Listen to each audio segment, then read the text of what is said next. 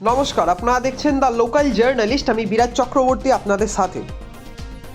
সন্দেশখালীর ক্ষতিগ্রস্ত বিজেপি কর্মীদের সাথে দেখা করতে বসিরহাটের সন্দেশখালী 1 নম্বর ব্লকের নেজাটে পৌঁছালেন বিজেপি নেতা দিলীপ ঘোষ। সন্দেশখালীর ক্ষতিগ্রস্ত এলাকায় 144 ধারা জারি থাকায় সেখানে তিনি যাবেন না বলেই জানান। দীর্ঘক্ষণ এখানে গ্রামবাসীদের সাথে কথা বলবেন তিনি। যে সমস্ত দলীয় নেতা কর্মীদের সন্দেশখালী থেকে দেখা করার নির্দেশ দিয়েছেন তারাও নেজাটে এসে কথা বলছেন পরবর্তী সাংগঠনিক কৌশল নিয়ে আলোচনার উদ্দেশ্যে। কি বললেন দিলীপ ঘোষ, আগে ভিডিওতে দেখে নিন পুরো রিপোর্ট।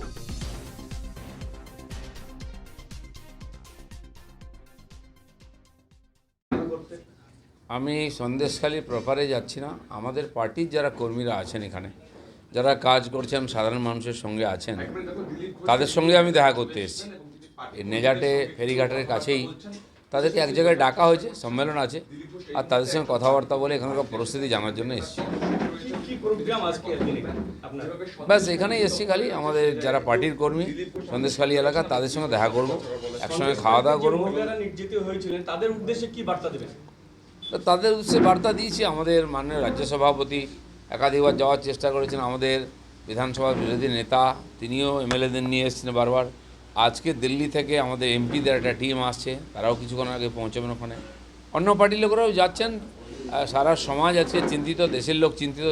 সন্দেশখালীতে যে ঘটনা ঘটেছে, বিশেষ করে মহিলাদের সঙ্গে যে ব্যবহার হয়েছে, তারা নিজের মুখে বলেছেন এটা কোনো সভ্য সমাজে হয় না। সে নিয়ে সবাই চিন্তিত, তার জন্য আন্দোলন চলছে। আমি এখানে আমার যারা এই এলাকার কর্মী আছেন, যারা এই পরিস্থিতির সঙ্গে বহুদিন লড়াই করছেন, কারণ আমিও বহু বছর থেকে এখানে আসি, তাদের সঙ্গে কথা বলতে, তাদের মনোবল বাড়াবার জন্য এসেছি। তৃণমূল প্রতিনিধিদের আটকানো হচ্ছে, অথচ 144 ধারা জারি বলছে। আপনাদের ক্ষেত্রে কি তাহলে 144 ধারা কোথায় 144 আমি জানি না, কোর্ট না বলেছে, জিজ্ঞেস করেছে, তাও সরকার বাঁচার জন্য, চাপানোর জন্য করছে। আমি যেখানে গণ্ডগোল হয়েছে সেখানে যাইনি, কিন্তু এই বিধানসভার মধ্যে এসেছি।